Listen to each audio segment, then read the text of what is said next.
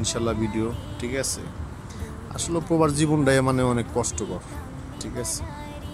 প্রবাস জীবনটা মানে কষ্টকর, মানে আল্লাহ ব্যতীত ছাড়া কেউ বোঝার মতো ক্ষমতা কারো ভিতরে নেই। একমাত্র যারা নাকি প্রবাসে আছে ভাই বোনেরা, তারা একমাত্র হয়তো বুঝবে, তারাই বুঝে। কিন্তু তাছাড়া ব্যতীত ফ্যামিলির লোক বলেন, আত্মীয় স্বজন বলেন, ভাই ব্রাদার বলেন, কেউ বুঝে না ভাই।